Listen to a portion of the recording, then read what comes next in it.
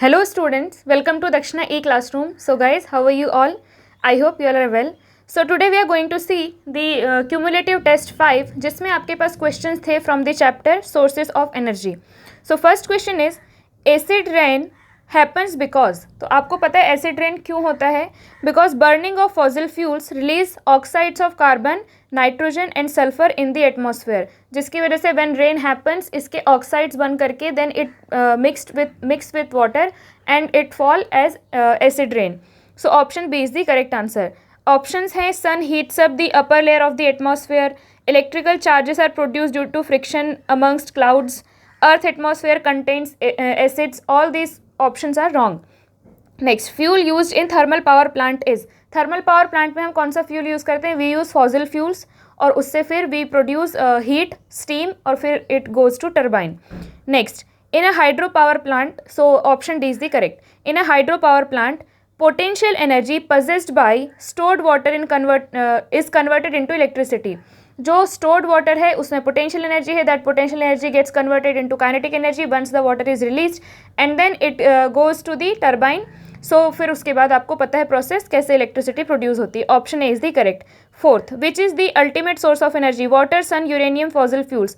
Water, uranium, fossil fuels ये कभी ना कभी ख़त्म होंगे या फिर हमारे will not be accessible to us, लेकिन sun is going to be there always. So sun is the ultimate source of energy. Next, ocean thermal energy is due to, it is due to the temperature difference in the ocean levels. ocean के levels में temperature difference होता है जिसकी वजह से ocean thermal energy हम वहाँ से हार्नेस कर सकते हैं. So option B, temperature difference at different levels in the ocean. Next, the major problem in harnessing nuclear energy is, when we use nuclear energy the most difficult thing is to dispose the waste which is left out from after the use of nuclear energy. So यहाँ पे क्या है? How to split nuclei, sustain the reaction, dispose of spent fuel safely, convert nuclear energy into electrical energy. A, B and D all these can be done in some way or the other, लेकिन because जो dispose करना होता है, जो भी waste बचता है उसको डिस्पोज करना is very important because it is going to harm all the living and non living things. तो वो सबसे ज़्यादा डिफिकल्ट टास्क है. Next, which part of the solar cooker is responsible for green house effect? Green house effect का मतलब क्या होता है कि हीट को ट्रैप करके रखना. तो हीट को ट्रैप करके रखना अपने अर्थ के एटमॉस्फेयर में कौन कर रहा है? कार्बन डाइऑक्साइड जैसी गैसेस, ग्रीन हाउस गैसेस. लेकिन if we talk about the solar cooker, उसमें हम एक ग्लास प्लेट लगाते हैं which captures the heat and it does not let it escape out from the solar cooker. So C option, glass sheet.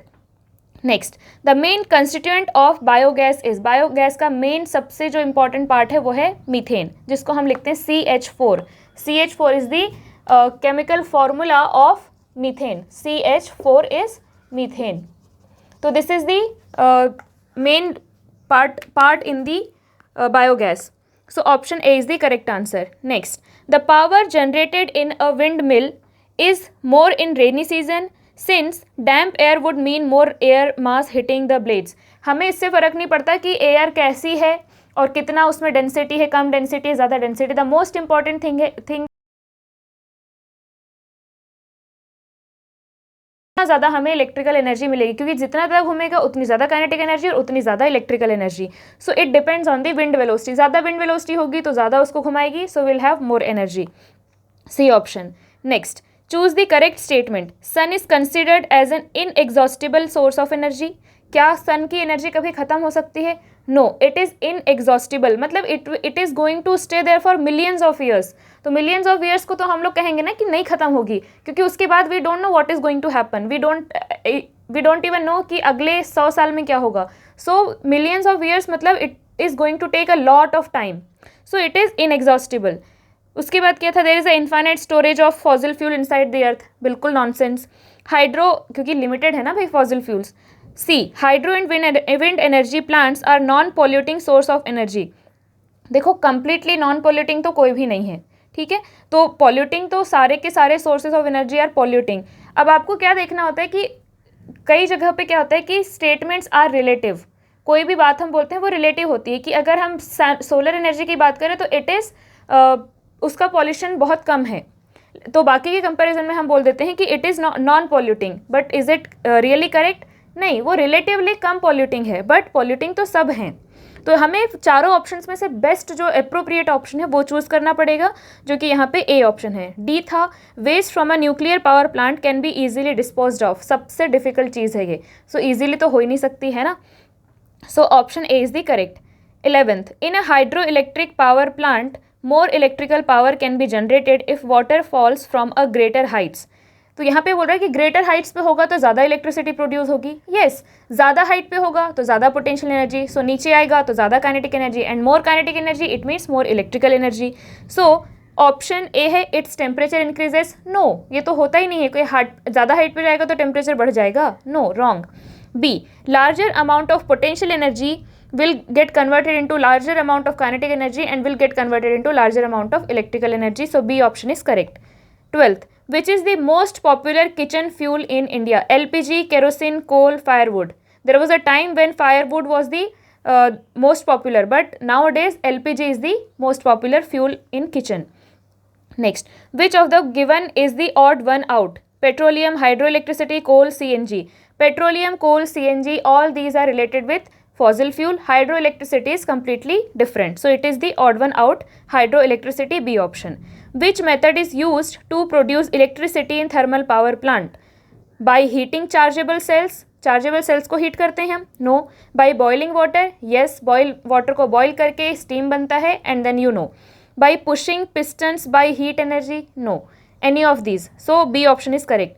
Which of the given is a component of biogas? Methane, LPG, CNG, hydrogen sulphide.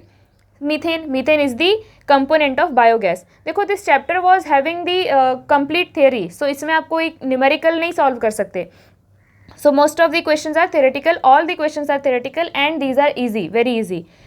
16, which of the given produces energy because of temperature difference at various levels in ocean?